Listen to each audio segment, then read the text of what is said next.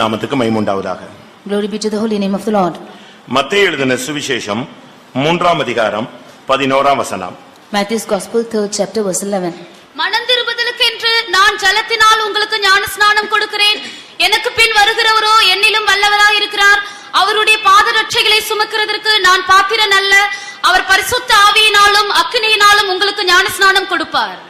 கர்த்தருடைய பரிசுத்த நாமத்துக்கு மகிமை உண்டாவதாக. Glory be to the holy name of the Lord. பரிசுத்தாவியின் அபிஷேகம் பெறுதலை ஒரு ஞானஸ்நானம் என்றுதான் யோவான் சானகன் அழகாக சொல்லுகிறார். John the Baptist says that the receiving of the Holy Spirit is equal to fire. நாம் இன்றைக்கு எல்லாருமே ஞானஸ்நானம் பெற்றவர்களாக காணப்படுகிறோம். Today we are all being baptized. ஒருவேளை நீங்கள் சத்தியத்துக்கு கீழ்ப்படியாமல் நீங்கள் ஞானஸ்நானம் எடுக்காமல் இருந்தால் நீங்கள் எடுத்துக்கொள்ளுங்கள். If you have not obeyed to the truth by obeying in baptism, you take it. வேத வசனத்தின் அடிப்படையில் இல்லாத ஞானஸ்நானம் பெற்றிருந்தால் மறுபடி அப்போஸ்தல ஊழியர்களிடத்திலே நீங்கள் அந்த ஞானஸ்நானத்தை பெற்றுக்கொள்ளுங்கள். If you have been baptized contrary to the word of God, then you take the baptism with the apostles. ஒருவேளை சரியான ஞானஸ்நானம் எடுக்காவிட்டால் கூட அபிஷேகம் பெறுவது தடையாக இருக்கும். It might be if you have not received the right baptism, it will be a hindrance to receive the Holy Spirit. அப்போஸ்தலர் 19ஆம் அதிகாரத்திலே நாம் இப்படிப்பட்ட ஒரு சம்பவத்தை பார்க்க இயலும். Acts chapter 19 we can see such an incident.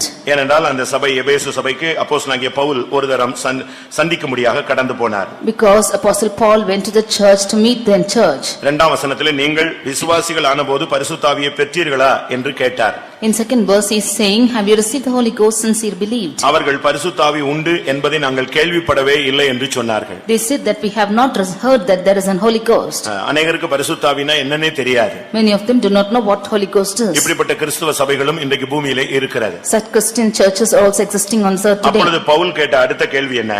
Then what was the next question that Paul asked? நீங்கள் எந்த ஞானஸ்நானம் பெற்றீர்கள்? And to what then were you baptized? அதிலிருந்து என்ன விளங்கிக் கொள்கிறோம்? From that what do we understand? ஞானஸ்நானத்திலே அங்க குறைபாடு இருந்ததாக விளங்கிக் கொள்ள இயலும். That there is a shortcoming in that baptism. அவன் என்ன செய்தான்? What did he do? மறுபடியும் அவர்களுக்கு ஞானஸ்நானம் கொடுத்தான். Again he gave him baptism. அதற்கு பின்பு அவர்கள் தலையில் மேல் கைகளை வைத்து ஜெபித்தார். After that he laid his hands upon them and prayed. 6ஆம் வசனத்திலே அவர்கள் மேல் பரிசுத்த ஆவியானவர் வந்தார். Verse 6 we see that the Holy Ghost came upon them. அவர்கள் அந்நிய பாஷைகளை பேசி தீர்க்க தரிசனம் சொன்னார்கள். They speak with tongues and prophesied. இதிலிருந்து வேதவசனத்தில் விளங்கிக் கொள்கிறது என்னன்னு சொன்னா சரியான ஞானஸ்நானம் பெறாத பட்சத்தில் கூட அபிஷேகம் பெறுவதற்கு ஒரு தடையாக இருக்கலாம். From this we understand from the word of God that if we do not take the right baptism we cannot receive the right Holy Ghost. அப்படினால் யாராவது சரியான ஞானஸ்நானம் பெறாதவர்கள் உங்களுடைய குடும்பங்களிலே இல்லாவிட்டால் இந்த சபைகளிலே இப்பொழுது அமர்ந்திருந்தால் நீங்கள் சரியான ஞானஸ்நானம் என்ன என்பதை நீங்கள் அப்போஸ்தல ஊழியத்திலே விசாரித்துக் கொள்ளுங்கள். If there will be anyone seated here on your families who have not taken right baptism, you inquire of your servants of God about the right baptism. இப்பொழுது ஜலத்தினால் ஞானஸ்நானம் கொடுத்ததான யோவான் சானகன் ஒரு வார்த்தையை சொல்லுகிறார். Now John the Baptist who gave baptism with water says a word. எனக்கு பின் ஒருவர் வருகிறார், அவர் பரிசுத்த ஆவியின் அபிஷேகத்தை தருவார்னு சொல்லாம பரிசுத்த ஆவியினால் உங்களுக்கு ஞானஸ்நானம் அக்னியினால் உங்களுக்கு ஞானஸ்நானம் கொடுப்பார் என்று சொன்னார். One who is coming after me, he just not referred saying that he will baptize you, but he will baptize you with Holy Ghost and with fire. அப்படினா என்ன அர்த்தம்? What does this mean? பரிசுத்த ஆவியில் மூழ்குதல். The immersion of Holy Ghost.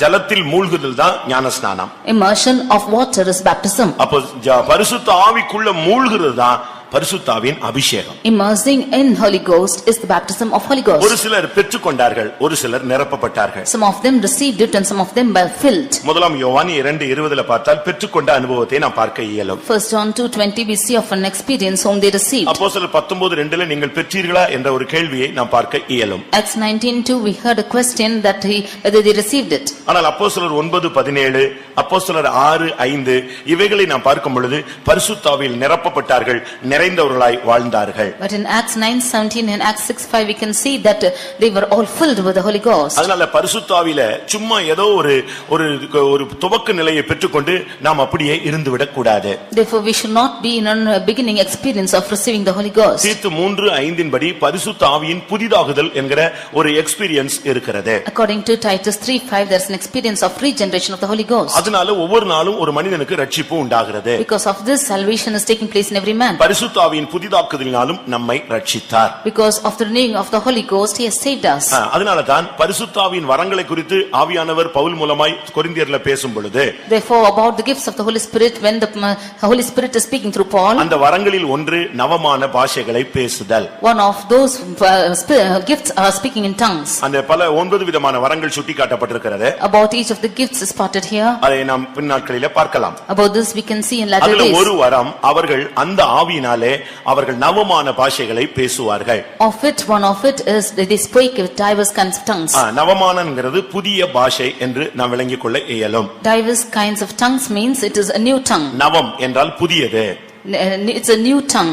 ஒரு தேவனுடைய பிள்ளை புதிய புதிய பாஷைகளை பேசுவது. A child of God speaking in new tongues. ஆரம்ப காலங்களிலே அது ஒரு பரியாச உதடு போல தோன்றும். In the beginning times it will seem as stammering lips. ஆனால் நாட்கள் போன பின்பு நாம் சரியான தெளிவான அந்நிய பாஷைகளை பேசுவோம். But when days goes by, we'll speak clear and unknown tongues. பரிசுத்த ஆவியின் அபிஷேகத்தினுடைய அடையாளம் அந்நிய பாஷை தானா? The sign of the Holy Ghost, is it unknown tongues? வரத்தை நாங்கள் பெற்றுவிட்டோம், ஒரு வல்லமை எங்களுக்குள்ளே இருக்கிறது, எங்களுக்குள்ளே ஒரு நடத்துதல் இருக்கிறது என்று அநேகர் சொல்லுவதை நீங்கள் கேட்டிருக்கலாம். You could have heard many of them saying that we have received the gift and we have the leading. அது ஒரு வல்லமை இருக்கலாம், ஒரு நடத்துதல் இருக்கலாம், ஒரு தூண்டுதல் இருக்கலாம்.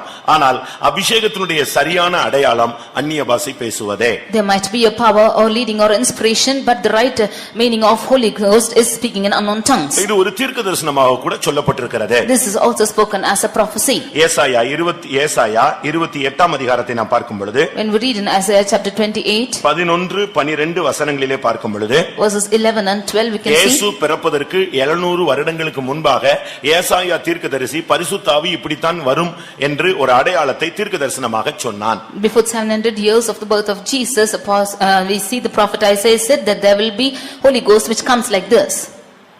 பரியாச உதடுகளினாலும் அந்நிய பாஷையினாலும் இந்த ஜனத்தோடே பேசுவார். இதுவே நீங்கள் இளைத்தவனை இளைப்பாற பண்ணத்தக்க இளைப்பாறுதல், இதுவே ஆறுதல் என்று அவர்களோடே அவர் சொன்னாலும் கேட்க மாட்டோம் என்கிறார்கள். இதுதான் உண்மையான அபிஷேகம், இதுதான் அடையாளம், இதுதான் ஆறுதல், இதுதான் உண்மையான தேவ ஆவியானவருடைய செயல் என்று சொன்னால் அவர்கள் கேட்க மாட்டோம் என்று சொல்லுகிறார்கள். Although he said that this is the real rest and this is causing the beauty to rest, this is refreshing, they would not hear. அப்போஸ்தலர் 2ஆம் அதிகாரத்தில் முதல் பரிசுத்த ஆவியானவர் வெளியரங்கமாய் இறங்கின பொழுது, Acts the Apostles 2nd chapter from verse onwards, when we see the Holy அந்த Ghost 120 descending, பேரும் அயல் மொழிகளில் பேசினார்கள். this 120 of them spoke in alien tongues. கூடியிருந்த ஜனங்கள் அவர்கள் தங்கள் பாஷைகளில் பேசுகிறதை விளங்கிக் கொண்டார்கள். The people who were gathered together could understand them speaking in their own tongues. இது காண்கிறதும் கேட்கிறதுமான ஒரு அனுபவம் என்று அப்போஸ்தலர் 2:33 சொல்லப்பட்டிருக்கிறது. In Acts 2:33 we can see that it's an experience of seeing and experiencing. நீங்கள் இப்பொழுது காண்கிறதும் கேட்கிறதுமாகிய பிதா அருளிய வாக்குத்தத்தத்தின்படி பரிசுத்த ஆவியை இப்பொழுது அவர் பொழிந்தருளினார். He has given you the Holy Ghost which ye now see and hear. அதுதான் தெளிவாக அங்கு சொல்லப்பட்டிருக்கிறது. This is what clearly spoken பிதா here. அருளிய வாக்குத்தத்தத்தின்படி பரிசுத்த ஆவியை பெற்று நீங்கள் இப்பொழுது காண்கிறதும் கேட்கிறதுமாகிய இதை பொழிந்தருளினார். Having received of the Father the promise of the Holy Ghost, ye have now received what ye see and hear. அவர்கள் நினைத்தது நமக்கு மட்டும்தான் பரிசுத்த ஆவி கிடைக்கும் என்று எண்ணிக்கொண்டிருந்தார்கள். They had thought that they only will receive the Holy Ghost. வேறு யாருக்கும் கிடைக்க வாய்ப்பு இல்லை என்று எண்ணிக்கொண்டார்கள். They thought no other has the chance to receive it. ஆனால் ரட்சிப்பு என்பது தூரத்தில் இருக்கிறவர்களுக்கும் சமீபத்தில் உள்ளவர்களுக்கும் உண்டு என்று அவர்களுக்கு அப்பொழுது தெரியாது. They did not know the salvation is for those who are afar and those who are near. அது தங்களுக்கு மட்டுமே கிடைக்கும், வேற யாருக்கும் கிடைக்காது என்று எண்ணிக்கொண்டார்கள். They expected that to be theirs own and not the others. ஆனால் அப்போஸ்தலர் 10ஆம் அதிகாரத்திலே மறுபடியும் ஆவியானவர் அடுத்த விசை புறஜாதிகள் மத்தியிலே இறங்க ஆரம்பித்தார். But in Acts chapter 10 we can see that the Holy Spirit next time he descended upon the Gentiles. பேதுரு கொர்நேலியுவின் வீட்டிலே பிரசங்கம் பண்ணிக் கொண்டிருந்தான். Peter was preaching to the house of Cornelius. 44ஆம் வசனத்திலிருந்து 46ஆம் வசனம் வரை நாம் பார்க்கும் பொழுது, Reading from verses 44 to 46. பேதுரு வசனத்தை பேசிக் கொண்டிருக்கும் பொழுதே ஆவியானவர் இறங்கினார். As Peter was speaking the word of God, the Holy Spirit descended. அவர்கள் பல பாஷைகளை பேச ஆரம்பித்தார்கள். They speak in different tongues. இதுதான் அங்கே சொல்லப்பட்ட அடுத்த அனுபவம். This is the next experience told இதிலிருந்து என்ன here. விளங்கிக் கொள்கிறோம்? What do we understand from this? அபிஷேகம் இறங்கின இடத்தில் ஜனங்கள் அந்நிய பாஷை பேசி இருக்கிறார்கள். In the place where Holy Ghost descended, people speak in unknown tongues. அப்போஸ்தலர் 19ஆம் அதிகாரத்திலே Acts chapter 19, பவுல் அவர்கள் தலைகள் மேல் கைகள் வைத்து ஜெபித்த பொழுது when Paul laid his hands upon them and prayed, பரிசுத்த ஆவியானவர் அவர்கள் மேல் வந்தார் என்று அப்போஸ்தலர் 19:6 சொல்லப்பட்டிருக்கிறது. in Acts 19:6 we see that the Holy Ghost descended upon them when Paul laid his hands upon அப்பொழுது them. அவர்கள் அந்நிய பாஷைகளை பேசி தீர்க்கதரிசனம் சொன்னார்கள். Then they speak with tongues and prophesied. ஆனபடியால் பரிசுத்த ஆவியினுடைய வெளியரங்கமான அடையாளம் என்பது அந்நிய பாஷை பேசுதல். Therefore an open sign of the Holy Ghost is speaking in unknown tongues. உள்ளான அடையாளம் என்பது வாழ்க்கையினுடைய தன்மைகள் மாற்றப்படுவது. Internal sign is the aspects of the life being changed. ஆனபடியால் தான் முதலாம் கொரிந்தியர் 14:2 பவுல் பேசும் பொழுது அந்நிய பாஷை பேசுகிறவன் மனுஷனோடு அல்ல அவன் தேவனோடு பேசுகிறான் என்று சொன்னார். Therefore in 1 Corinthians 14:2 Paul says that he is speaking his unknown tongues, is not speaking with man but with God. ரகசியங்களை பேசுகிறான் என்று சொன்னார். He is speaking mysteries. ஒரு மனிதன் அந்நிய பாஷை பேசும் பொழுது When a man is speaking in unknown tongues, ஒருவேளை அவன் ஏதோ புலம்புகிறது போல நமக்கு அந்த பாஷை விளங்காதனால் நாம் அப்படி எண்ணிக்கொள்கிறோம். we expect him to lament because we do not understand the tongue. ஆனால் அவனை நீங்கள் தனியான விதத்தில் விசாரித்து பாருங்கள். But if you should inquire him separately, அபிஷேகத்தில் அந்நிய பாஷை நிறைந்து பேசி திரும்பி வருகிறவனை நீங்கள் நோக்கி பாருங்கள். you look unto the one filled with the anointing speaking in unknown அவன் அந்த tongues. தேவ சமூகத்தை விட்டு வரும்பொழுது ஒருவேளை தேவனுக்கு ஏற்ற துக்கத்தோடு வருவான். When he comes back from the presence of God, he will come with godly அந்நிய sorrow. பாஷையில கத்தி கத்தி கத்தி பேசியிருப்பான். ஆனா உள்ளுக்குள்ள அவனுக்குள்ள ஒரு தேவனுக்கு ஏற்ற ஒரு துக்கம், மன்னிப்பு, மனஸ்தாபம், வேதனை, தீர்மானம், பிரதிஷ்டை இதெல்லாம் வெளியே அந்நிய பாஷை பேசிட்டு இருக்கும்போது உள்ளுக்குள்ளேயே நடக்கிற சம்பவங்கள். He would have spoken in unknown tongues, but a conviction, tears within him, and repentance and confession would have taken place within himself. ஒரு வெளியரங்கமாக பேசும்பொழுது அந்நிய பாஷை பேசிக் கொண்டிருக்கிறது போல, அசைக்கிறது போல, குதிக்கிறது போல இதெல்லாம் தன்மைகள் வெளியரங்கமா தென்பட்டு இருக்கும். ஆனா உள்ளுக்குள்ள நான் மன்னிப்பு கேட்கணும், ஒப்புரவாகணும், இனி இப்படி செய்யக்கூடாது, அப்படி செய்யக்கூடாது, இப்படிப்பட்ட ஒரு பக்தி விருத்தி அவனுக்குள்ள நடைபெறுகிறது என்று வேதம் சொல்லுகிறது. We might see him externally is jumping or he is speaking in unknown tongues or getting filled in the spirit, but internally in the word of God says that he is having a cause of repentance or forgiveness or conviction within himself. இன்னொரு விதத்துல துக்கத்தை மறக்கிறான், வியாதியை மறக்கிறான், வேதனைகளை மறக்கிறான், வறுமையை மறக்கிறான், தரித்திரத்தை மறக்கிறான், தன்னுடைய வேதனைகள் எல்லாம் மறந்து கர்த்தருக்குள்ளே களி கூறுகிறான். ஆண்டவரே நீ நடத்துகிற பாதையில நான் சந்தோஷமா போவேன்னு ஒரு தீர்மானம் எடுக்கிறான். In another angle, he is forgetting all his sorrows, his griefs and his sickness and his pains, and he is rejoicing in God and saying that he will forget all the sorrows. ஆடம்பரம் வேண்டாம், உலகம் வேண்டாம், மேன்மை வேண்டாம், எனக்கு உயர்வு வேண்டாம், பேரு புகழ் வேண்டாம், நீர் மாத்திரம் போதும், நான் தாழ்த்தி எப்படியாவது உம்மிடத்தில் வந்து சேர்ந்தால் போதும். இப்படிப்பட்ட ஒரு பக்தி விருத்தி அவனுக்குள்ளே உண்டாகிறதாக முதலாம் கொரிந்தியர் 14:4 பவுல் பேசுகிறார். In 1 Corinthians chapter 14 verse 4, St. Paul speaks that then edification is taking place in himself, that he does not want any fashions of this world or greatness or name or fame. அந்நிய பாஷை பேசுகிறவன் அவன் தனக்கு பக்தி விருத்தி உண்டாக பேசுகிறான். He who speaks in unknown tongue speaks for his own edification. ஒரு சிலர் இது புரியவில்லை என்று சொல்லுகிறார்கள். Some of them say they don't understand. அது உனக்கு புரியணும்னு அவசியம் இல்லை. It's not needed for you to understand. தேவனோடு ரகசியங்களை பேசுவது பிசாசுக்கோ மற்றவர்களுக்கோ புரிய வேண்டிய, மனிதர்களுக்கோ புரிய வேண்டிய அவசியம் கிடையாது. When they are speaking mysteries with God, it's not necessary for human beings or Satan to understand it. மத்தேயு 3:11 அடிப்படையில் பார்க்கும் பொழுது, When we read in the aspect of Matthew 3:11, இந்த பரிசுத்த ஆவியின் ஞானஸ்நானத்தை பெற வேண்டும். we should receive the baptism of the Holy Ghost. நீங்கள் எழுத்தின் பிரகாரமாக ஜலத்திலே ஞானஸ்நானம் பெறும் பொழுது இந்த உலகத்தில் இருக்கிற கிறிஸ்துவின் சரீரமாகிய சபையிலே நீங்கள் அங்கத்தினராய் மாறுகிறீர்கள். Literally, when you are baptized with water, then you become a member of the church, which is the body of Christ. ஆனால் பரிசுத்த ஆவியானவர் வரும் பொழுது பரலோகம் உங்களை அங்கீகரிக்கிறது. But when the Holy Ghost comes upon you, heaven accepts you. பரலோகத்தில் உள்ளதான அந்த சர்வ சங்கத்திலே நீங்கள் இணைக்கப்படுகிறீர்கள். You become a partaker of the holy congregation in heaven. சர்வ சங்கமாகிய சபையினிடத்திலே நீங்கள் போய் சேர ஆரம்பிக்கிறீர்கள். You go on to the gathering of the congregation in இந்த heaven. பரிசுத்த ஆவியின் மூழ்குதலுக்கு தான் இன்றைக்கு இந்த கூட்டங்கள் நடைபெறுகிறது. These meetings are conducted for the immersion of the Holy Ghost. ஒரு ஞானஸ்நானம் எடுக்கும் பொழுது தண்ணீரில் எப்படி மூழ்கிறோமோ அதுபோல பரிசுத்த ஆவியில மூழ்கணும். அடுத்து பரிசுத்த ஆவியின் அக்கினியில் மூழ்க வேண்டும். As when we take baptism, we are immersed in water. Like this, we should be immersed in the Holy Ghost. நீங்க சரியான அக்கினியில் மூழ்க வேண்டும். You should immerse in fire.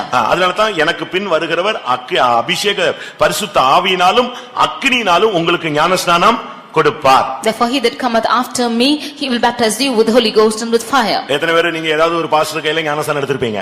You would have somehow received in the hands of baptism in some of the hands of இயேசுவின் கையில pastor. பரிசுத்த ஆவியில ஞானஸ்நானம் பெற்றுட்டீங்களா? But have you received the baptism of the Holy Ghost? அக்கினியில ஞானஸ்நானம் பெற்றுட்டீங்களா? Have you been baptized with fire?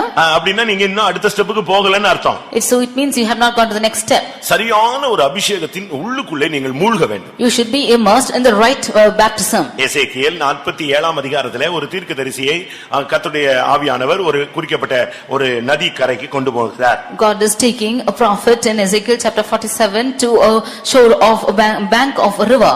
அப்படி அவனை கொண்டு போகும் பொழுது When he is taking him like that, அவனை ஒவ்வொரு ஸ்டெப்பாக உள்ளே கொண்டு அழைத்து போவதை நாம் பார்க்க இயலும். we can see that he is taking him every step inside. அவனுக்கு அவனை கரையில நின்று கொண்டிருந்தான். He is standing on the banks. திரும்ப தண்ணிக்குள்ளே இறக்கினார். Next he got into the water. அந்த தண்ணீர் கணுக்கால் அளவு இருந்தது. That came up to his ankles. அடுத்து அவனை இன்னும் 1000 முழத்துக்கு உள்ளே கொண்டு போனார். And he measured 1,000 reed and went inside. அது முழங்கால் அளவு இருந்தது. And that went up to his knees. அடுத்து அவனை அழைத்து கொண்டு போனார். Then he called him again. அங்கே இடுப்பு அளவு இருந்தது. And it what came to loins. அதற்கு அடுத்து அவனை அழைத்து கொண்டு போனார். He then called him next. அது கடக்க முடியாத நீச்சாளமாய் இருந்தது. That came to a level that he cannot pass over. இது பரிசுத்த ஆவியினுடைய அனுபவத்தினுடைய ஒவ்வொரு பெற்றுக்கொள்ளுதல், நிரப்பப்படுதல், மூழ்குதல் இப்படி பல அனுபவங்களை காண்பிக்கிறது. This is the experience of the Holy Ghost of receiving it and immersing it and swimming within it. கூட்டம் முடியற வரைக்கும் நீ கரையில நின்னு வேடிக்கை பார்த்துட்டு போயிர கூடாது. Until the close of the meeting you should not stand on the banks and just watch or go. இல்ல நாலு நீ கரையில நின்னு வேடிக்கை பார்த்துட்டு போயிர கூடாது. Or all the 4 days you should not stand on the banks and just gape at it and go. இல்ல கணுக்கால் அளவு வந்துட்டு நீ திரும்பி போயிர கூடாது. Or just standing to the ankle level you should not go back. இல்ல முழங்கால் அளவு வந்துவிட்டு நீ போய் விட கூடாது. Or coming to knee level you should not go back. இல்ல விட்டால் இடுப்பளவு வந்துவிட்டு நீ போய் விட கூடாது. Or coming to the level of loins you should not go back. நீ உள்ளுக்குள்ளே மூழ்க வேண்டும். You should immerse in it. அந்த நதியில தான் ஆரோக்கியம் உண்டாகிறது. In that river is health. நீ முழுகு வெளியே வரும் பொழுது பரிசுத்த ஆவியின் மூழ்குதலுக்குள்ளே அந்த அக்கினியின் மூழ்குதலுக்குள்ளே வரும் பொழுது நீ ஆரோக்கியப்பட்டு பிழைப்பாய். உனக்கு சர்வாங்க சுகம் கிடைக்கும். When you are immersed in the river and you come out, you will have perfect health and you will be healed. அந்த தண்ணீர் போகும் இடமெல்லாம் யாவும் ஆரோக்கியப்பட்டு பிழைக்கும் என்று 47:9 நாம் எசேக்கியேலில் பார்க்கலாம். In Ezekiel chapter 47 verse 9 we see that wherever the river shall go they shall live. கணுக்கால் அளவு என்பது மனம் திரும்புதலை காண்பிக்கிறது. Ankle level shows repentance. முழங்கால் அளவு என்பது வேறுபாட்டின் ஜீவியத்தை காண்பிக்கிறது. Knee level shows the life of separation. இடுப்பளவு என்பது ஞானஸ்நானத்தை காண்பிக்கிறது. Level of loins shows baptism. மூழ்குதல் என்பது பரிசுத்த ஆவியின் பேரின்ப நதியிலே மூழ்குவதை காண்பிக்கிறது. Immersion shows immersing in the Holy Ghost. கர்த்தருடைய பரிசுத்த நாமத்துக்கு மகிமை உண்டாவதாக. Glory be to the holy name of the Lord. இன்றைக்கு நம்முடைய நிலவரம் என்ன? Today what's our state? இந்த பரிசுத்த ஆவி நம்மேல் வரும் பொழுது நமக்குள்ளே உருவாகுதல் உண்டாகிறது. When this Holy Ghost comes upon us we are being formed. லூக்கா எழுதின சுவிசேஷம் 1:35 வசனத்தை பார்க்கும் பொழுது Luke's Gospel chapter 1 verse 35. மரியாளிடத்திலே தேவதூதன் சொல்லுகிற வார்த்தை என்ன? What is the word of God which came up to Mary? பரிசுத்த ஆவி உன்மேல் வரும். The Holy Ghost shall come upon you. உன்னதமானவருடைய பலம் உன்மேல் நிழலிடும். The power of the highest shall overshadow you. அதற்கு பின்பு உனக்குள் உருவாகுவது பரிசுத்தம் என்று எண்ணப்படும். After that what is formed within you shall be called holy. பரிசுத்த ஆவி ஒரு தேவனுடைய பிள்ளையின் மேல் வரும் பொழுதுதான் பரிசுத்தம் அவனுக்குள் உருவாக்கப்படுகிறது. Only when the Holy Ghost comes upon a child of God the holiness is created in him. ஒருவேளை நீங்கள் கிறிஸ்தவர்களாக ரட்சிக்கப்பட்டவர்களாக ஞானஸ்நானம் பெற்றவர்களாக மாறி இருக்கலாம். You might be Christians who are saved and taken baptism too. ஆனால் இன்னும் अनेகருக்கு தெய்வீகமாக வாழ முடியவில்லை. Still many of them do not know to live a godly life. ரோமருக்கு நிருபம் 7 அதிகாரத்திலே அப்போஸ்தலனாகிய பவுல் தன்னுடைய ஆரம்பகால வாழ்க்கையினுடைய நிர்பந்தமான சூழ்நிலையை அவர் தெளிவாக சொல்லுகிறார். Romans chapter 7 St. Paul says about his desperate situation in his beginning days. அங்கே அவர் சொல்லுகிறார் நன்மை செய்ய எனக்கு விருப்பம் இருக்கிறது ஆனால் நன்மை செய்யக்கூடிய சக்தி எனக்குள் இல்லை என்று சொல்லுகிறார். There he says I desire to do good but I do not have the power to do good. தீமை என்கிற ஒரு பிரமாணம் எனக்குள் வேலை செய்கிறதை நான் உணர்கிறேன். I see a law of evil which is working within me. நன்மை செய்கிற விருப்பம் இருக்கிறது ஆனால் விரும்பாத தீமையை நான் செய்கிறேன். I desire to do good but that which evil which I do not want to do I do it. ஒன்றை நான் விளங்கிக் கொண்டேன். I have understood now. என்னுடைய மனதின் பிரமாணத்துக்கு விரோதமாய் போராடுகிற வேறொரு சக்தி என் சரீரத்திலே ஆளுகை செய்கிறது மாம்சத்தை கட்டுப்படுத்துகிறது என்பதை நான் உணர்கிறேன். That there is a power which is warring against me which is controlling my flesh. அது என்னை சிறைப்படுத்திக் கொள்ளுகிறது. That is captivating me. ஜெபிக்க வேண்டும் என்று விரும்புகிறேன். I want to pray. முடியவில்லை. I am not able to. ஊழியம் செய்ய வேண்டும் என்று ஆசைப்படுகிறேன். I want to do the ministry. முடியவில்லை. But I can't. கோபப்படக்கூடாது என்று நினைக்கிறேன். I think I should not get angry. முடியவில்லை. But I am not able to. என்னை கட்டுப்படுத்த வேண்டும் என்று வாஞ்சிக்கிறேன். I want to control என்னால் myself. இயலவில்லை. But it's not possible with me. கடைசியாக என்னுடைய அறிக்கை என்ன? Lastly, what's my மனதில் confession? மாத்திரம் நான் கர்த்தருக்காக ஜீவிக்க வேண்டும் என்று வாஞ்சை இருக்கிறது. சரீர பிரகாரமாக வரும் பொழுது நான் தோற்று போகிறேன். I want to have a desire in my mind alone to serve God but by the flesh I am failing. ரோமர் 7:25 இதை சொல்லுகிறார். Romans 7:25 life he is N telling மனதிலே this. தேவனுடைய பிரமாணத்துக்கும் மாம்சத்திலே நான் பாவ பிரமாணத்துக்கும் ஊழியம் செய்கிறேன். With my mind I myself serve the law of God, and with flesh the law of sin. அப்படியானால் என்ன அர்த்தம்? That means what's the meaning? மனதிலே கர்த்தருக்காக ஜீவிக்க வேண்டும் என்கிற விருப்பம் இருக்கிறது, ஆனால் அதை செயல்படுத்தக்கூடிய சக்தி இந்த மாம்ச சரீரத்திலே இல்லை, அந்த ஜீவன் இல்லை. He has a desire in his mind to serve the Lord, but he has no strength in his flesh that to in order to do it. அப்படினால் என்ன சொல்லுகிறார்? So therefore what does he say? 24ஆம் வசனத்திலே நிர்பந்தமான மனுஷன் நான் என்று சொல்லுகிறார். Verse 24 he says, "O wretched man that I am." இந்த நிலவரம் கடைசி வரை நீடித்தால் இவன் சீயோனை போய் சந்திப்பானா? If this situation prolongs till the end, will he go and reach Zion? இப்படிப்பட்ட ஒரு அறிக்கையில் ஒரு விசுவாசி வாழ்வானானால் கடைசி வரை ஓட்டத்தை இப்படி முடித்தால் அவன் எருசலேமை அடைய முடியுமா? If a believer with this confession finishes his race till the end, can he reach Jerusalem? இயலாது, முடியாது. It's not possible, he can't. அப்படியானால் இதற்கு பரிகாரம் என்ன? If so, what's the remedy to நாம் it? விரும்புகிற வண்ணம் கர்த்தருக்காக ஜீவிக்க, தேவன் விரும்புகிற வண்ணம் கர்த்தருக்காக பிரகாசிக்க நாம் என்ன செய்ய வேண்டும்? கர்த்தர் நமக்கு என்ன செய்ய முடியும்? To the extent we can or what we desire, to the extent God's desire, what can we do or what can God do for us? இதற்கு பதில் எங்கே இருக்கிறது? What is the reply for this? அந்த பாதையிலே போன மனிதன் அதை ஜெயித்து அவன் அதுக்கு பதிலை தெளிவாக சொல்லுகிறான். The man who went through that path, he has overcome and clearly says the ரோமர் answer. 8ஆம் அதிகாரம் 2ஆம் வசனத்தில் பார்க்கும் பொழுது, Romans chapter 8 verse 2 he says, ரோமர் 8:2 கிறிஸ்து இயேசுவினாலே ஜீவனுடைய ஆவியின் பிரமாணம் என்னை பாவம் மரணம் என்பவைகளின் பிரமாணத்தினின்று விடுதலை ஆக்கிற்றே. கிறிஸ்து இயேசுவினாலே ஜீவனுடைய ஆவியின் பிரமாணம் என்னை இவைகளிலிருந்து விடுதலை ஆக்கிற்றே. For the law of the spirit of life in Christ Jesus hath made me free from the law of sin and death. கர்த்தருடைய பரிசுத்த நாமத்துக்கு மகிமை உண்டாவதாக. Glory be to the holy name of the Lord. பரிசுத்த ஆவியின் பிரமாணம் தான் ஒரு மனிதனை நன்மை செய்யக்கூடிய மாம்சம் உள்ளவனாய் மாற்ற முடியும். The law of the Holy Ghost alone can make a man to serve God in his flesh through the Holy Ghost. அதனால தான் பரிசுத்த ஆவியின் அபிஷேகம் இந்த மாம்ச சரீரத்திலே இறங்குகிறது. Therefore this Holy Ghost is descending upon this flesh. நீ பரிசுத்த ஆவியினால் புடைக்கப்படாவிட்டால் சாத்தானால் நீ புடைக்கப்படுவாய். If you are not sifted by the Holy Ghost, you will be sifted by Satan. நான் திரும்பவும் சொல்லுகிறேன். Again repeat. பரிசுத்த ஆவி உன்னை புடைக்கிறதுக்கு இடம் கொடு, அவர் உன்னை சுத்தமாய் மாற்றி விடுவார். You give room for to be sifted by the Holy Ghost, he will make ஒரு it clean. சிலரை தூக்கி அடிச்சு புடைப்பார் பாருங்க. Some of them will be thrown over and be sifted. நம்ம நினைக்கிறோம் எதுக்கு போட்டு இப்படி போட்டு அடிச்சு உருண்டு கைய காலாதுன்னு, அப்படி அல்ல. Sometimes I would think that why he should be sitting like அந்த this. மாம்ச சரீரத்தில் இருக்கிற அந்த பாவத்துக்கு ஒரு நியாய தீர்ப்பு. There is a condemnation to the law of sin which is in the இன்னொரு flesh. விதத்துல தேவ ஜீவன் உனக்குள்ள அளவில்லாமல் இறங்குகிறது. Nextly, the life of God is coming immeasurably into your body. இப்படி இந்த ரெண்டு அனுபவத்தையும் நாம் பெற்றுக்கொள்ளாத பட்சத்துல சாத்தான் உன்னை புடைக்க பெர்மிட் வாங்கி உன்னை புடைப்பான், நீ அட்ரஸ் இல்லாம போய் விடுகிறாய். If we are not receiving these two experiences in our life, Satan is taking permission of you and he is sifted by of you. மாம்சத்துல நீங்க நன்மை செய்ய விரும்பினால் பரிசுத்த ஆவிக்கு நீங்கள் இடம் கொடுக்க வேண்டும். பரிசுத்த ஆவியின் பிரமாணம் உங்களுக்குள் வேலை செய்ய வேண்டும். If you decide to do good in your flesh, then the Holy Ghost should descend upon you and the law of the Holy Ghost should work in you. ஒரு சிலர் அபிஷேகம் பெற்றும் அதை செயல்பட விடாமல் தடுக்கிறார்கள். Some of them having received the Holy Ghost, they are preventing not able to do எந்த it. நேரத்திலும் நாம் அப்படி செய்ய கூடாது. We should not do like this in any கர்த்தருடைய way. வார்த்தை உனக்குள்ள வந்தா நீ அடக்கி வைக்க கூடாது. When the word of God comes into you, you should not restrict yourself. கர்த்தருடைய வார்த்தை உனக்குள்ள வந்து அது ஒரு அக்னி. The word of God coming into you, it's a fire. அது ஒரு வல்லமை. It's a power. அந்த பவர் உனக்குள்ள வந்து கர்த்தருடைய வார்த்தை நீ பேசலனா இந்த பவர் உனக்குள்ள இருந்து உன்னை அழிக்க ஆரம்பிக்கும். When this power comes into you and you not utter his words, this power remaining in you will destroy you. அப்படி ஒரு வசனம் தீர்க்கதரிசன புத்தகத்திலே இருக்கிறது. About this there's a prophetical verse. கர்த்தருடைய வார்த்தை எனக்கு வந்தது, நான் அதை பேச மாட்டேன் என்று சொல்லிவிட்டேன். The word of God came into me and I refused to speak out. அது என் எலும்புகளுக்குள்ளே புகுந்து விட்டது. It went into my bones. அது எனக்கு என் எலும்புகளுக்குள்ளே புகுந்து நான் இளைத்து போனேன். And it went into my bones and I became lean. கர்த்தருடைய வார்த்தையை பேச மாட்டேன்னு சொல்றதுக்கு உனக்கு உரிமை கிடையாது. You have no authority to say that you will not speak the word of கர்த்தருடைய God. வார்த்தையை பேசுறதுக்கு தான் அது உனக்கு அனுப்பப்படுகிறது. The word of God is being given to you that it might speak it out. கர்த்தருடைய வார்த்தையை நீ பேசாம நீ அடக்குனா அது உனக்கு வேதனையும் வியாதியையும் உனக்கு கொண்டு வருகிறது. If you are controlling yourself from speaking the word of God, it will bring you pain and sickness. இதைத்தான் இன்னொரு மனிதன் சொல்லும் பொழுது, நான் அடக்கி வைத்த மட்டும் என் எலும்புகள் எல்லாம் உலர்ந்து போயிற்று. This is what a man of God says, when he could control himself, his bones were become அபிஷேகத்துல filled. நிரம்பறதுக்கு வெட்கப்படவே கூடாது. We should not be ashamed to get filled in the Holy Ghost. வருஷம் போயிடுச்சுன்னு சொன்ன உடனே நீங்க அபிஷேகத்துல நிரம்பாம இருக்க கூடாது.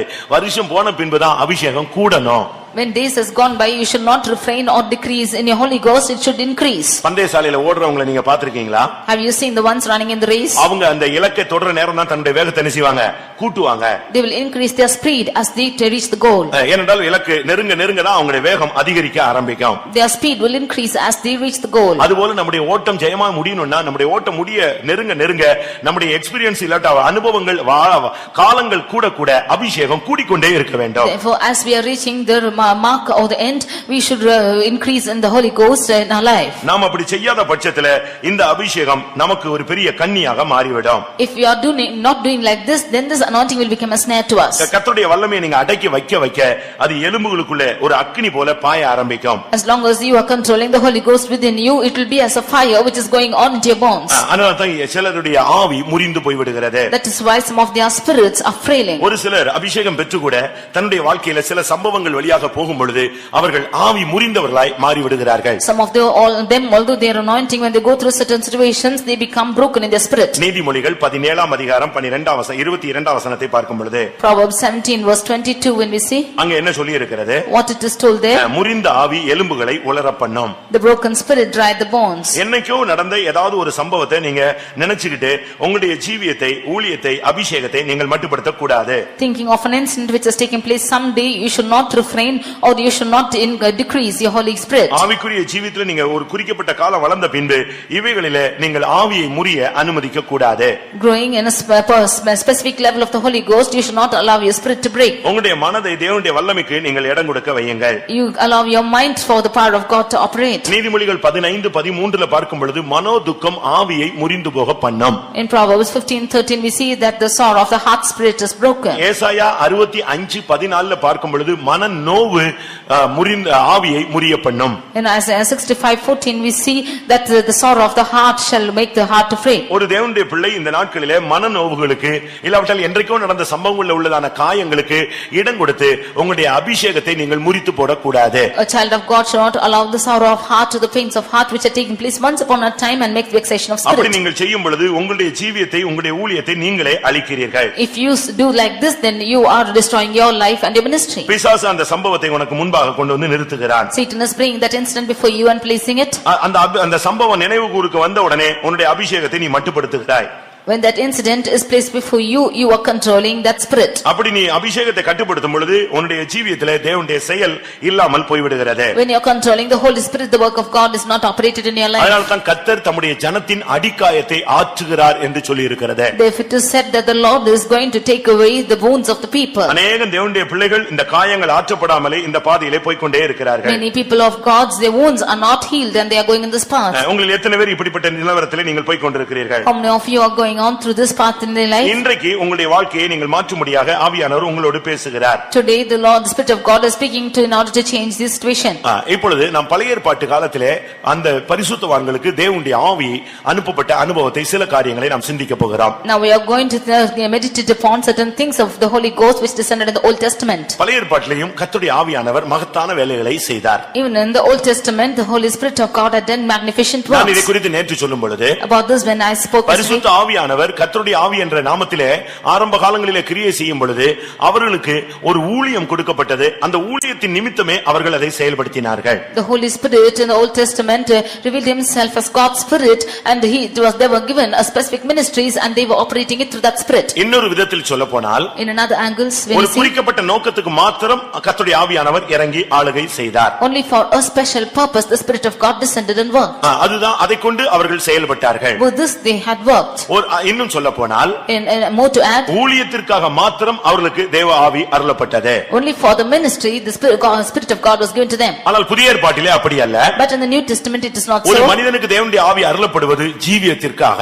The Spirit of God is given to a man in the New Testament for his life. கர்த்தருக்கு சித்தமானால் நாம் நாளை அதை நாம் சிந்திக்கலாம். If God willing, we can meditate upon this tomorrow. ஆனால் கர்த்தருடைய ஆவியானுடைய மகத்தான செயல் பரிசுத்த ஆவி அந்த பழைய ஏற்பாட்டிலேயே எவ்வளவு வல்லமையாக கிரியை செய்திருக்கிறார் என்பதை நாம் சிந்திக்க வேண்டிய ஒரு காலகட்டம் காலகட்டம் இதுதான். But this is the time when we have to meditate how the God Spirit has worked gloriously in the Old Testament times. யோசேப்பு தேவ ஆவியினால் நிரப்பப்பட்ட ஒரு மனிதன். Joseph was a man of God who was filled with the Spirit of அதை God. பார்வோனே தெளிவாக சொல்லுகிறான். That Pharaoh உனக்குள்ளே இருக்கிற அபிஷேகத்தை மற்றவர்கள் காண வேண்டும். The anointing within you should be looked upon by the others. உன்னை புகழக்கூடாது, உனக்குள்ள இருக்கிற பரிசுத்த ஆவியை மற்றவர்கள் புகழ வேண்டும். They should not praise you but praise the Holy Spirit which is அந்த dwelling in you. அளவு உன்னுடைய பேச்சும் உன்னுடைய செயலும் உன்னுடைய நடவடிக்கைகளும் அமைய வேண்டியது அவசியம். To that extent your works, your deeds and your walks should be ordained. ஆதியாகமம் 41:38 பார்க்கும் பொழுது இப்படிப்பட்ட தேவ ஆவியை பெற்றவன் வேறு யாரும் எங்களிடத்தில் இல்லை என்று அவன் ஒத்துக்கொண்டான். Genesis 41:38 he is confessing there's no such other person who is having the Spirit of God. அவனே சொல்லுகிறான், தேவ ஆவியை பெற்ற இந்த மனுஷனை போல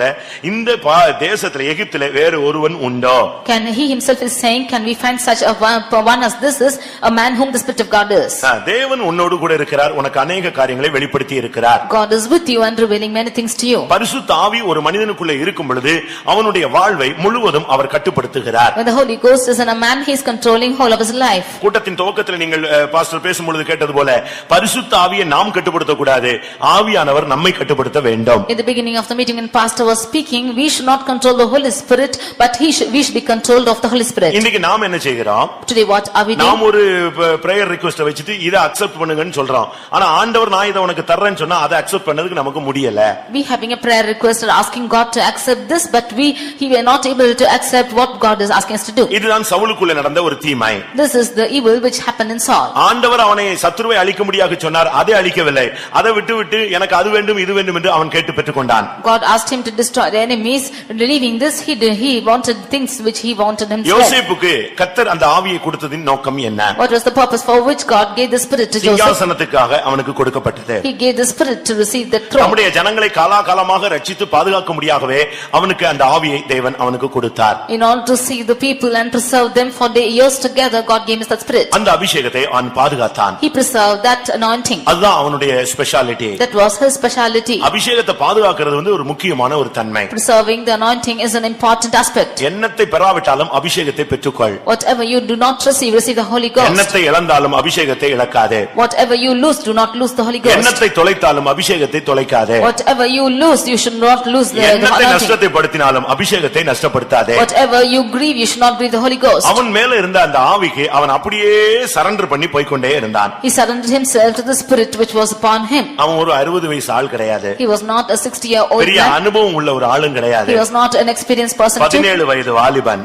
He was a 17-year-old கர்த்தருடைய man. ஆவிக்கு இடம் கொடுத்த பொழுது அவனை முழுவதும் ஆவியானவர் நடத்தினார். When he gave room for the Holy Ghost, the Holy Spirit controlled him totally. வாலிப வயதில கர்த்தருக்காக ஜீவிக்க முடியாது என்கிற ஒரு தவறான அறிக்கையை நாம் செய்யக்கூடாது. In the beginning days, we should not make a wrong confession that we cannot live for God. அப்படிப்பட்ட வார்த்தை நம்முடைய வாயிலிருந்து வரக்கூடாது. Such confession should not come out of our mouth. கர்த்தருடைய ஆவி எந்த மனிதனுக்குள்ள வந்தாலும் அவருடைய கட்டுப்பாட்டில் அவன் இயங்க ஆரம்பித்தால் எந்த மனிதனையும் அவர் தேறினவனாக பூர்ணனாக மாற்ற முடியும். Whenever the Spirit of God comes into a man, controls him, any man he can make him perfect. பார்வோனுடைய அரண்மனையிலே எப்படியும் வாழ அவனுக்கு வாய்ப்பு இருந்தது. ஆனால் இப்படித்தான் வாழ வேண்டும் என்று ஆவியானவர் அவனுக்கு கற்றுத் தந்தார். He had many opportunities to live however he likes in the throne of Pharaoh, but he learned to the Holy Spirit how to live with him. போத்திபாருடைய வீட்டிலே எப்படியும் வாழ முடியும் என்கிற தன்மை இருந்தது. ஆனால் இப்படித்தான் வாழுவேன் என்று பரிசுத்த ஆவிக்குள் தன்னை நிச்சயப்படுத்திக் கொண்டான். He had a different life to live in the house of Potiphar, but he lived according to the leading of the Holy Spirit. அவனுக்கு சிங்காசனம் தூரமாக இருந்தது. ஆனால் ஆவியானவர் அவனுக்கு அருகிலே இருந்தார். The throne was far from him, but the Holy Ghost was nearby to him.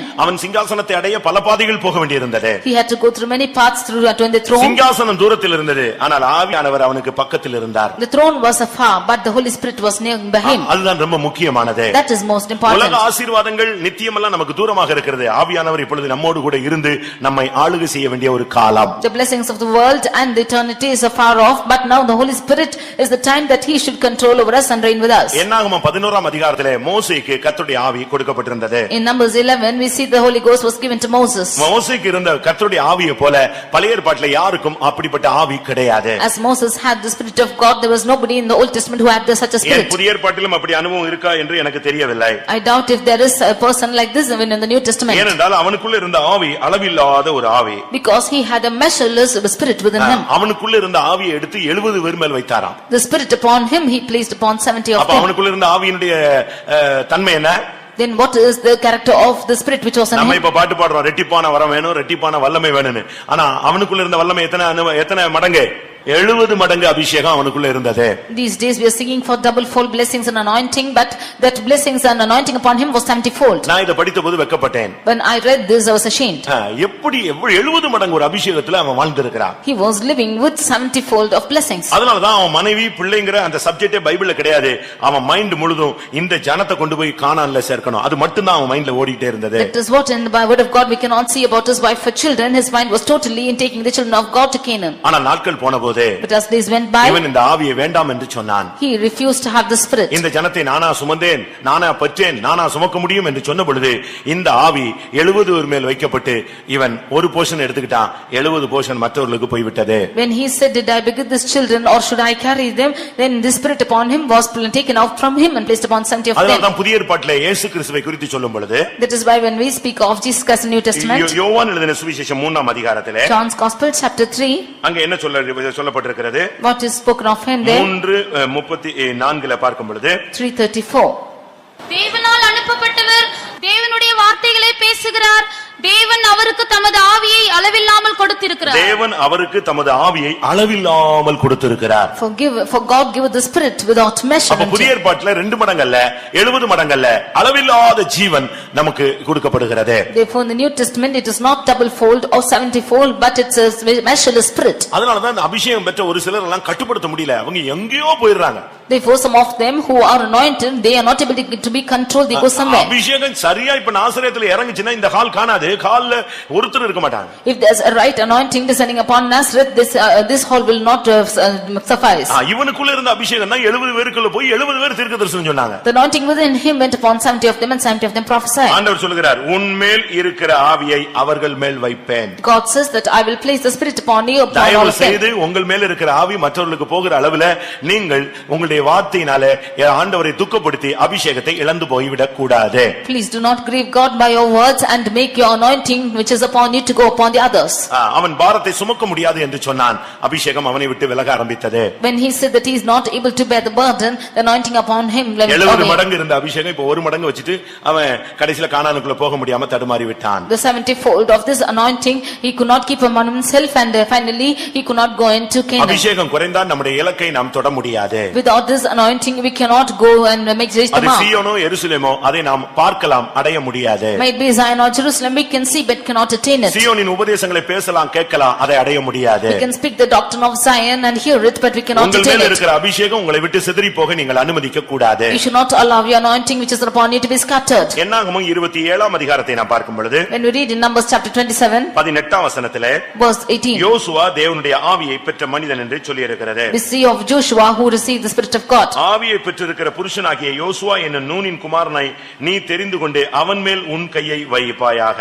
You take Joshua the son of Nun, the man whom the spirit is, and lay thine hands upon him. இவன் இந்த ஆவியை ஒரு விசை கூட இழந்து போகவில்லை. He did not lose the spirit at any time. இந்த ஆவியை மற்றவர்களுக்கு விட்டு கொடுக்கவும் இல்லை. He did not give a spirit even to the others. மோசேயின் மேலிருந்து எடுக்கப்பட்ட ஆவி மற்றவர்களுக்கு கொடுக்கப்பட்டது போல நூனின் குமாரனாகிய யோசுவா என்னால் தாங்க முடியாது, சுமக்க முடியாது என்று ஒரு வார்த்தையும் சொல்லாதபடினால் அவன் மேல் இருந்த அபிஷேகம் அப்படியே நிலைத்திருந்தது. அவனே கானானுக்குள் ஜனத்தை நடத்தி கொண்டு போனான். As the spirit which was upon Moses was taken away because he said he could not carry the people, Joshua did not utter such words and therefore he carried the people to Canaan. ஆனால் வாக்குத்தத்தம் பெற்றது மோசேதான். But it was Moses who received the promise. அவன் முடியாது என்று சொன்ன பொழுது அந்த அபிஷேகம் ஷேர் பண்ணப்பட்ட போது இந்த குறைந்த அபிஷேகத்தை வைத்து அவனால் கானானுக்குள் போக முடியவில்லை. When he said he cannot, when this anointing was distributed to the others, with this less anointing he cannot go to Canaan. இதை கண்டு இதை உணர்ந்து இதை அனுபவத்தில் கண்டதான யோசுவா எப்பொழுது நான் என்னால் சுமக்க முடியாது, என்னால் ஏற்றுக்கொள்ள முடியாது என்ற வார்த்தையை தேவனிடத்தில் ஒரு விசை கூட உச்சரிக்கவில்லை. தனக்கு கொடுத்த ஆவியை அப்படியே பாதுகாத்தான். அவன் கானானுக்குள் கொண்டு போய் சேர்ந்தான். Understanding and experiencing this, Joshua did not utter even once that he cannot carry these people or bear them, and he carried them, and without losing his anointing he went to Canaan. கர்த்தருடைய பரிசுத்த நாமத்துக்கு மகிமை உண்டாவதாக. Glory be to the holy name of the Lord. என்னாகமம் 14ஆம் அதிகாரம் 24ஆம் வசனத்தை பார்க்கும் பொழுது Numbers chapter 14 verse 24, இங்கே காலேபை குறித்து ஒரு வார்த்தை சொல்லப்பட்டிருக்கிறது. here about Caleb a word is spoken. 14:24 அவன் வேறே ஆவியை உடையவனாய் இருக்கிறபடியால் அவனை நான் அந்த கானானில் கொண்டு போய் சேர்ப்பேன். In 14:24, because because he is having another spirit within him, I will lead him to Canaan. காலேப்னு சொன்னா நாயின்னு அர்த்தம். Caleb means a dog. அது பின்மாற்ற நாய் அல்ல, நன்றியுள்ள ஒரு நாய். It's not a backslidden dog, a grateful dog. நாம் இந்த நாட்களில் பின்மாற்றக்காரர்களா இருக்க கூடாது, தேவனுக்கு நன்றி உள்ளவர்களாய் இருக்க வேண்டும். We should not be backslidden but be grateful to God. நமக்கு 20 சபைகள் இருக்கிறது. There are 20 churches in us. 20 சபைகளிலும் அபிஷேகம் பெற்ற ஜனங்கள் இருக்கிறார்கள். There are anointed people in all the 20 churches. சரியான அனாயிண்டிங் சொன்னா அவங்க வீட்ல இருக்க மாட்டான். If there is a right anointing, he cannot be at home. நான் சொல்றதை திரும்ப சொல்றேன். Again repeat. அபிஷேகம் பெற்ற மனிதனுக்கு காத்திருப்புக்கு இந்த கூட்டத்தை விட்டுட்டு வேற எந்த வேலையும் கிடையாது. அப்படி ஒருத்த வேலையில போனானா அவன் மேல இருக்கிற அபிஷேகம் சரியான அபிஷேகம் கிடையாது. To the anointed man of God leaving this meeting, he cannot go anywhere else. If so, the anointing upon him is not right. அபிஷேகத்தினுடைய இன்னொரு இன்டர்பிரேஷன் கிறிஸ்துவின் அன்பு. The next interpretation of the Holy Ghost is the love of God. இது ரோமர்களுக்கு நிருபத்திலே நாம் பார்க்க இயலும். This is what we read in Romans. மேலும் நமக்கு அருளப்பட்ட பரிசுத்த ஆவியினாலே தேவ அன்பு நம்முடைய உள்ளங்களில் ஊற்றப்பட்டிருக்கிறது. Moreover, the Holy Spirit is poured upon our hearts by the love of God which is shed abroad in us. ரோமர் 5:5 நீங்கள் இதை பார்க்க இயலும். We can read of this in Romans chapter 5 verse 5. தேவ அன்பு, கிறிஸ்துவின் அன்பு என்னை நாள்தோறும் நெருக்கி ஏவுகிறது. இந்த ஏவுதல் உள்ளவன் வெளியே உட்கார முடியாது, ஓடி வந்துருவான். The love of Christ is constraining us, therefore he who is filled with the love of Christ cannot be seated outside, he will come running. Caleb மேல இருந்த ஆவி வேறே ஆவி. The spirit upon Caleb was another spirit. அது என்ன ஆவி? What is that spirit? நாம் ஜெயிக்க முடியும் என்கிற நிச்சயம் உள்ள ஒரு ஆவி. He had the sure spirit which can make him to overcome. அந்த தேசத்தை நாம் சுலபமாக ஜெயிக்கலாம். We can easily inherit that land. அவர்கள் ஏனாக்கின் புத்திரர் தான். They are the children of Enoch. ராட்சச பிறவிகள் தான். They are the giants of birth. பார்வைக்கு அவர்கள் பெரிய மலை போல இருந்தவர்கள் தான். They seem to be as mountains as sight. ஆனால் அபிஷேகத்தினால் அவர்களை ஜெயிக்க இயலும். But by anointing we can overcome them. ஒரு மனிதனுக்குள்ள அபிஷேகம் இருந்தால் அவன் நெகட்டிவா பேச மாட்டான். If a man is having an anointing, he will never speak negatively. அவன் பாசிட்டிவா தான் பேசுவான். He will always speak positively. எப்பொழுது ஒரு அபிஷேகம் பெற்ற மனிதன் நெகட்டிவா பேசுறானோ அப்பொழுது அபிஷேகம் அவனுக்குள்ள குறைந்திருக்கிறது என்பதை நீங்கள் அளந்து கொள்ளுங்கள். Whenever an anointed man of God is speaking in a negative manner, then his anointing is lessened. அவனுக்கு துர்ச்செய்தி அவன் வாயில வராது. He will never have an evil report. அவன் வாயில நற்செய்தி மாத்திரமே வரும்.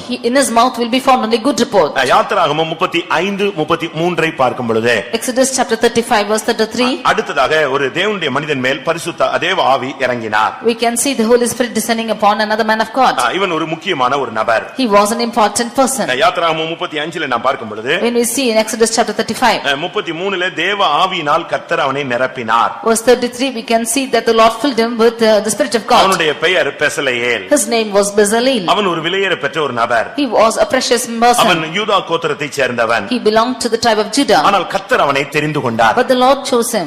நாம் இப்பொழுது பேசுகிற வருஷக்கணக்காக நூற்றாண்டுகளாக பேசிக் கொண்டு வருகிற அந்த உடன்படிக்கை பெட்டி, ஆசரிப்பு கூடாரம், இவைகள் அனைத்தையும் மோசேயினுடைய அந்த தரிசனத்தின்படி செய்து முடித்தவன் இவனே. The Ark of Covenant and the tabernacle which we speak for centuries together is this person who has accomplished it.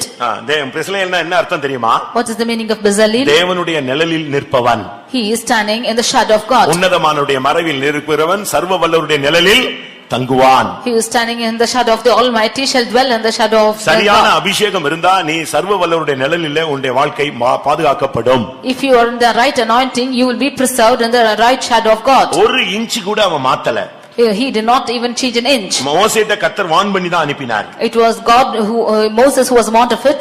கர்த்தர் வான் எச்சரித்து தான் அனுப்பினார். God warned Moses of it. என்ன சொல்லி அனுப்பினாரு? What did he say? மலையில் காண்பிக்கப்பட்ட மாதிரியின்படி செய்ய நீ எச்சரிக்கையாயிரு, கவனமாயிரு. You should be very careful to do what has shown upon your mount. அப்படியே பெசலெயேல்ட்ட சொன்னான். That was what he spoke to Bezalel. Bezalel தன்னுடைய அறிவை ஒரு இன்ச் கூட கூட்டல குறைக்கல. Bezalel did not use by his knowledge even an inch or less. உள்ள அதை இன்சிஸ்டே அவன் பண்ணவே இல்ல. He did not insist on it at all. ஒரு இடத்துல கூட இது இப்படி இருக்க முடியாது, அப்படி இருக்க முடியாதுன்னு இல்ல. என்ன சொல்லப்பட்டதோ அதை அப்படியே செய்தான். வசனம் என்ன சொல்லுது, உபதேசம் எப்படி சொல்லுது, ஊழியன் என்ன சொல்றான், அதுதான் உன்னுடைய வாழ்க்கையினுடைய அடிப்படை சத்தியம், தத்துவம். He did not use of his own wisdom anywhere, but whatever the word of God is saying, whatever the servants of God or God, the Spirit of God is saying, that is only the real aspect of your life. அபிஷேகம் பெற்ற மனிதனுக்குள்ளே எப்பொழுது சுயம் நுழைகிறதோ அப்பொழுது அவன் ஜீவியத்திலே நஷ்டம் அடைகிறான். Whenever self is entering into an anointed person, then he is losing his life. அப்பொழுது அவனுடைய வாழ்க்கை நஷ்டத்தை நோக்கி போக ஆரம்பிக்கிறது. Then his life is going on into loss. ஆனால் பெசலெயேல் தேவ ஆவியை பெற்று சரியான விதத்திலே அந்த உடன்படிக்கை பெட்டி, ஆசரிப்பு கூடாரத்தை செய்து முடித்தான். மகிமை இறங்கக்கூடிய ஒரு வேலையை செய்து முடித்தான். But Bezalel receiving the Spirit of God, he accomplished the work of doing the Ark of the Covenant and the tabernacle, and the glory of God descended upon them. கர்த்தருடைய பரிசுத்த நாமத்துக்கு மகிமை உண்டாவதாக. Glory be to the holy name of the Lord. அடுத்ததாக ரொம்ப பேர் இருக்கு, நான் முடிந்தா நாளைக்கு அதை குறித்து பேசுகிறேன். There are many to go, but we'll speak, if God willing, we'll speak tomorrow. ஒரு சிலரை மட்டும் இப்போ உங்களுக்கு முன்னால வைக்கிறேன். I would like to place only a few of them today. Saul அபிஷேகம் பண்ணப்பட்டவன். Saul was anointed. தேவ ஆவியினால் நிரப்பப்பட்டவன். He was filled with the Spirit of God. தாவீது தேவ ஆவியினால் நிரப்பப்பட்டவன். David was anointed with the Spirit of God. 1 Samuel 10:6 அவன் சவுல் அபிஷேகம் பண்ணப்பட்டவன் என்று சொல்லி இருக்கிறது. In 1 Samuel 10:6 we see that Saul was anointed. 1 Samuel 16:13 தாவீது அபிஷேகம் பண்ணப்பட்டவன் என்று சொல்லி இருக்கிறது. In 1 Samuel 16:13 we see David was anointed. நியாயாதிபதிகள் 14:6 கர்த்தருடைய ஆவி சிம்சோன் மேல் இறங்கினார் என்று சொல்லி இருக்கிறது. In Judges 14:6 we see that the Spirit of God descended upon Samson. கர்த்தருடைய பரிசுத்த நாமத்துக்கு மகிமை உண்டாவதாக. Glory be to the holy name of the Lord. ஆனால் இவர்களுடைய வாழ்க்கையினுடைய தன்மையை நாம் பார்க்கும் பொழுது, but when we see the aspects of their life, Samson இந்த அபிஷேகத்தை இழந்தான். Samson lost this anointing. Saul இந்த அபிஷேகத்தை இழந்தான். Saul lost this anointing. தாவீது தன்னுடைய வாழ்க்கையில சில போராட்டங்களை சந்தித்தான். David had to face some problems. அருமையானவர்களே, ஒருவேளை கர்த்தர் உங்களுக்கு அபிஷேகத்தை கொடுத்திருக்கலாம். Dear beloved, maybe the God has given you anointing. எசேக்கியேல் 28:14 படிக்கும் பொழுது, Ezekiel chapter 28 verse 14, தூதன் அபிஷேகம் பண்ணப்பட்டவனாக இருந்தான். the angel of God was anointed. காப்பாற்றுகிறதுக்காக நீ அபிஷேகம் பண்ணப்பட்ட கேருப். He was an anointed cherub in order to save the people. ஆனால் அதை அவன் இழந்து போனான். But he lost it. அவன் இழந்ததனால அவனுடைய முடிவு என்ன? What was the end that he lost it? சொல்லுங்க. தூதன் விழுந்து போனதனால அவனுடைய முடிவு என்ன? சர்ப்பம். Because the angel of God had fallen, he is a serpent. இல்லாவிட்டால் சாத்தான். Or he is a Satan. இப்படி பல பெயர்களை அவனுக்கு சொல்லலாம். We can say of different மகிமையான titles. தேசத்திலே தேவனுடைய சன்னிதானத்தில் இருந்த மனிதன் அபிஷேகத்தை இழக்கும் பொழுது சாத்தானாய் மாறுகிறான். When man of God who is in the presence of God gloriously, when he loses this glory, when he falls, he becomes Satan. அப்போஸ்தல அழைப்பு பெற்றதான யூதாஸ் தன்னுடைய அப்போஸ்தல ஜீவியத்தை அவன் இழந்து போன பொழுது, திருடனாய் மாறி போன பொழுது, அவன் அபிஷேகத்தை இழந்து போன பொழுது அவன் பிசாசாய் மாறினான் என்று வேதம் சொல்லுகிறது. Judas, who was called as an apostle, when he lost his anointing, when he became a thief and he lost his anointing, he became a Satan. பிரியமானவர்களே, நீங்கள் எல்லாரும் அபிஷேகம் பெற்றவர்கள். Dear beloved, you have all been received anointing. ஒரு சிலர் அபிஷேகம் பெறாமல் இருக்கலாம். Some of them have not received anointing. Saul அபிஷேகம் பண்ணப்பட்டவன், அதை இழந்தான். மறுபடியும் அதை பெற்றுக்கொள்ள அவன் முயற்சிக்கவில்லை. Saul received the anointing, but he lost it, but he did not again want to receive it. தேவன் அவனுக்கு வசதியை கொடுத்தார். God gave him all facilities. எதுக்காக வசதி கொடுத்தார்? Why did he give him? தன்னுடைய வார்த்தையை நிறைவேற்றும்படியாக அவனை அரண்மனைக்கு கொண்டு வந்தார். He brought him to the palace that his work must be fulfilled. ஆனால் அவன் தேவன் சொன்னதை செய்யவில்லை. But he did not do what the Lord commanded. அபிஷேகம் நமக்கு கொடுப்பது தேவனுடைய சித்தத்தை நிறைவேற்றும்படியாக. The anointing is given to us that we might fulfill the will of God. தேவனுடைய மனதை நிறைவேற்றும்படியாக. That we might fulfill the mind of God. தேவனுடைய வசனத்தை நிறைவேற்றும்படியாக. That we might fulfill the word of God. தேவனுக்காக செயல்படும்படியாக. That we might work for God. அதை இழந்த பொழுது அவன் செத்த இடம் அவன் வனாந்தரத்திலே இல்லாவிட்டால் கில்போவா மலையிலே செத்து போனான். When he lost it, he died in a place called Gilboa. அவனுடைய முடிவு அரண்மனையில் அல்ல, அவனுடைய முடிவு ஒரு வனாந்தரம் போன்ற ஒரு மலையிலே காணப்பட்டது. His end was not in a palace, but his end was in a mountain which is like a wilderness.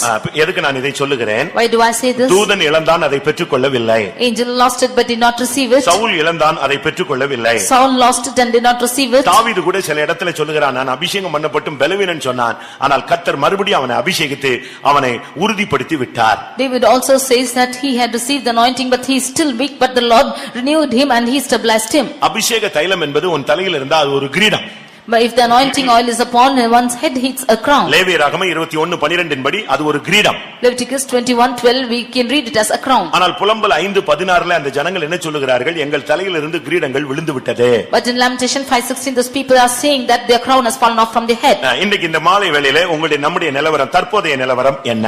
This evening what is the state of the அபிஷேகம் இழந்த தூதர்கள் போல இருக்கிறீர்களா? Are you found as the anointed angels? அபிஷேகம் இழந்த சவுலை போல இருக்கிறீர்களா? As you have found as Saul who has lost the கிரீடம் விழுந்த ஜனங்களை போல இருக்கிறீர்களா? I found as people whose crown is fallen. சாலமோனுக்கு ரெண்டு விசை அபிஷேகம் கிடைத்தது, அதை நஷ்டப்படுத்தி விட்டான். Solomon received anointing twice but he lost it. ஆனால் என்ன நடந்தது? But what happened? தாவீது பலவீனப்பட்டான், ஆனால் மறுபடியும் அபிஷேகம் பெற்று தன்னை உறுதிப்படுத்திக் கொண்டான். David became big, but he could again regain back his anointing. இன்னைக்கு அபிஷேகம் பெற்ற அநேகர் பல பாவங்களிலே விழுந்து கிடக்கிறார்கள். Today many of them who are anointed have fallen into many sins. அதனால்தான் சபைகளிலே எழுப்புதல் இல்லை, வளர்ச்சி இல்லை. That is why there is no revival or growth in the church. புலம்பல் 4ஆம் அதிகாரம் 20ஆம் வசனத்தை பார்க்கும் பொழுது, When we read in Lamentations 4:20, கர்த்தரால் அபிஷேகம் பண்ணப்பட்டவன், he who is anointed of God, எங்கள் நாசியின் சுவாசமாய் இருந்தவன், and he was breath of our nostrils, இப்பொழுது படுகுழியில் விழுந்து விட்டான், அகப்பட்டு விட்டான். he is now fallen under pits. அபிஷேகம் பெற்ற பின்பு இப்படி நாம் எங்கேயாவது போய் விழுந்து விடக் கூடாது. After anointing we should not go fall in anywhere. என்னாகமம் 24:2 படி பார்க்கும் பொழுது, When we read in Numbers 24:2,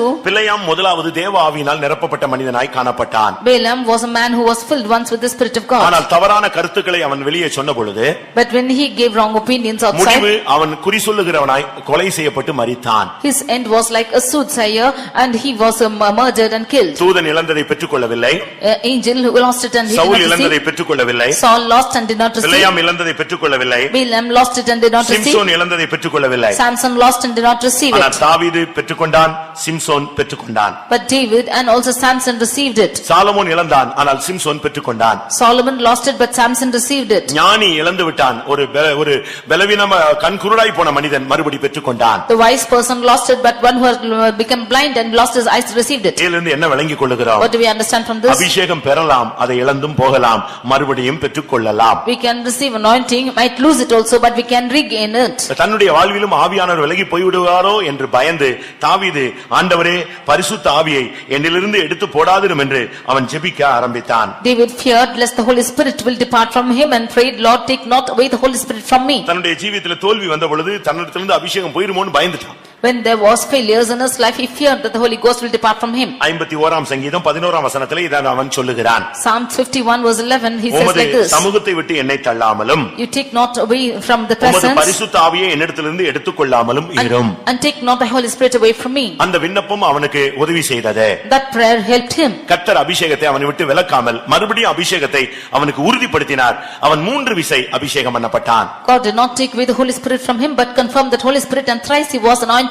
Samson இழந்தது உண்மை, Samson was lost, it's true. கண்களை இழந்தது உண்மை, It's true that he lost his eyes. பலனை இழந்தது உண்மை, It's true that he lost his eyes. பிரதிஷ்டையை இழந்தது உண்மை, It's true that he's lost his consecration. குருடாய் போனது உண்மை, It's true that he's blind. வேடிக்கை பொருளாய் மாறினது உண்மை. It's true that he has been placed as magic to the ஆனால் others. அவனுடைய கண்ணீர், But his tears, அவனுடைய கண்ணீர் வேதனை அவனுடைய கூக்குரல் தேவ சந்நிதியில் எட்டினது. but his tears and cry and his pain. ஒரு விசை எனக்கு இறங்கும் என்று கேட்டான். Once, Lord, hearken to me. இரக்கமுள்ள தேவன் அவனுக்கு இறங்கினார். Merciful God had mercy upon him. வேதம் என்ன சொல்லுகிறது? What does the word of God அவனுடைய say? தலையில் உள்ள மயிர் முளையல, அந்த முடியெல்லாம் முளைக்க தொடங்கிற்று. The hairs of his head began to grow. அதுபோல Like this, இந்த 2ஆம் நாள் கூட்டத்தில் even in the second day of கர்த்தாவே meeting, பரிசுத்த ஆவியை என்னிடத்திலிருந்து எடுத்து போடாதிரும் என்று நாம் கேட்போமாக. let us ask God not to take away the Holy Spirit from us. தாவீதுக்கு கிடைத்த மறுபடி உள்ள அபிஷேகம் போல எனக்கு மறுபடியும் ஒரு அபிஷேகத்தை தாரும் என்று கேட்போமாக. As David received the anointing once again, ask the Lord that he might give back the anointing மறுபடியும் to இந்த us. அபிஷேகம், இந்த வல்லமை, இந்த கிருபை உனக்கு வேண்டுமானால், நீ ஜெயத்தோடு ஓட்டத்தை முடித்து விசுவாச வீரர் பட்டியலிலே சேர வேண்டுமானால்,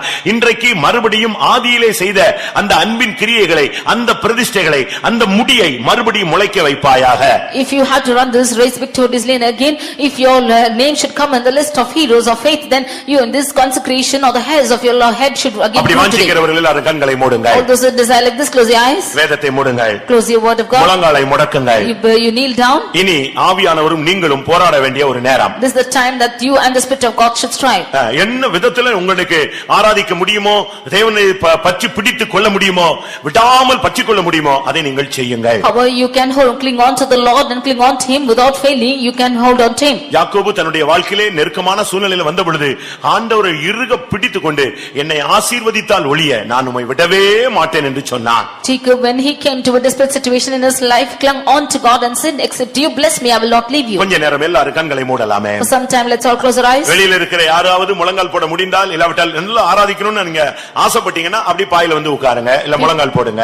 People outside, if you can kneel down, or if you want to worship God, you can come inside and kneel down on the mats. ஊழியர்கள், விசுவாசிகள் விசுவாசிகள், வாலிபர்கள், சிறிய பிள்ளைகள், பெரியவர்கள், வயோதிபர்கள், டீச்சர்ஸ், புதியவர்கள் எல்லாரும் இப்பொழுது தேவனுடைய வல்லமைக்கு ஒரு பெந்தேகோஸ்தின் அனுபவத்தை நாம் பெற்றுக்கொள்ள வேண்டும். Servants of God, believers, small and old, all of them, all the believers together, now we have to receive the experience of Pentecost. இனிமேல் உள்ள ஒவ்வொரு நொடியையும் நீங்கள் பயன்படுத்திக் கொள்ள வேண்டும். Hereafter, every second you should make use of it. யாரு ஆவியில் நிரம்புறாங்க, அவங்க ஏன் நிரம்புறாங்கன்னு நீங்க பார்க்க வேண்டாம். உனக்கு அந்த அபிஷேகம் கிடைக்கலன்னா அழு. Don't see as to who is getting filled in the spirit, but if you want the anointing, you cry out. அபிஷேகத்தில் நிரம்புறவங்கள பார்க்காத, நிரம்புறவங்கள போய் பிடிக்காத. Don't look at the ones who is filling in the spirit and do not go catch them. யாரையும் disturb பண்ண கூடாது. Don't disturb anybody. ஆனா நல்ல நமக்கு இடம் இருக்கு. But we have a plenty space. அரபு தேசங்கள்ல எல்லாம் இப்படி ஆராதிக்க முடியாது. In the Arab countries they cannot worship like this. Communist தேசங்கள்ல இப்படி ஆராதிக்க முடியாது. In the communist countries they cannot worship like this. நம்ம இந்தியாவிலே சில இடத்துல இப்படி ஆராதிக்க முடியாது. Even in India and some places we cannot worship like this. கர்த்தர் நல்ல சுயாதீனமான ஒரு தன்மையை தந்திருக்கிறார். But God has given us liberty like this. அப்படியே டைரக்ட்டா பெந்தேகோஸ்தே நாள்ல அந்த மேல் வீட்ல இறங்கின ஆவி இன்னைக்கு நம்ம மத்தியில இறங்கட்டும். As on the day of Pentecost that the spirit which descended upon the upper chamber, let it descend upon us. வீட்ல இறங்கின அபிஷேகத்தை குறித்து பேதுரு பேசும் பொழுது, when Peter speaking about the anointing which fell upon Cornelius, ஆதியிலே இறங்கினது போல கர்த்தர் இறங்கினார். the Lord descended as he descended on the early days. அதனால நீங்க இந்த கூட்டத்தை விட்டு எழும்பும்போது கர்த்தர் என்ன பேசினார்னு நீங்க சொல்லணும். Therefore when you rise up out of this meeting you should say the Lord has spoken to you. கர்த்தர் என்னை தொட்டார்னு நீங்க சொல்லணும். You should feel the touch of God. கர்த்தர் எனக்கு ஒரு தரிசனம் கொடுத்தார்னு சொல்லணும். You should say that you have seen the vision of என்ன God. ஒரு அபிஷேகத்தினால் நிரப்பினார்னு சொல்லணும். You should say that you've been filled by the Holy Spirit. நீங்க எல்லாரும் இப்ப பெற்றுக்கொள்ளும்படியாக வந்தவர்கள். You have all come to receive. திரும்பி போகும்போது எனக்கு கிடைக்கல, எனக்கு முடியல, ஐயோ நான் விட்டுட்டேனேன்னு சொல்லிட்டு நீ பரிதாபத்தோடு நீ திரும்பி போக கூடாது. When you should go back, you should not go with a pathetic situation that you have lost it or not. கேட்கிற எவனும் பெற்றுக்கொள்கிறான். Anyone who asks will receive. கேளுங்கள் அப்பொழுது உங்களுக்கு கொடுக்கப்படும். Ask and you shall receive. உங்கள் சந்தோஷம் நிறைவாய் இருக்கும்படி நீங்கள் அதை பெற்றுக்கொள்வீர்கள். You will receive that your joy might be full. பரிசுத்த ஆவியை கொடுப்பது அதிக நிச்சயம் அல்லவா? It is sure that you will receive the Holy Ghost. இழந்து போயிருந்தா ஆண்டவரை விடாத. கர்த்தாவே என் வாழ்நாள் முடியறதுக்குள்ள இன்னைக்கு எனக்கு ஒரு அபிஷேகம் தாங்க, நான் ஜெயத்தோடு இன்னைக்கு என் ஓட்ட முடிந்தாலும் ஜெயத்தோடு முடியணும்னு சொல்லுங்க. If you have lost it, you ask of the Lord that your race, if it's ending today, let it end it victoriously. எத்தனை பேர் அப்படி கேட்க போகிறீர்கள்? How many of you will ask like this? 1 hour நீங்க யாரும் கண்ணே திறக்க கூடாது. For 1 hour you should not open your eyes at all. வீட மறந்துரு. Forgetting your house. உன்னுடைய தொழிலை மறந்துரு. Forgetting your business. உன்னுடைய பிரயாணத்தை மறந்துரு. Forgetting your journey. அம்மா அப்பா மனைவி புருஷன் பிள்ளை ஊழியம் எல்லாத்தையும் நீ மறந்துரு. Forgetting your father, mother, your wife and children and your ministry. உன்னுடைய ஒரே இலக்கு பரிசுத்த ஆவியின் அபிஷேகம். Your only one mark should be the anointing of the Holy Ghost.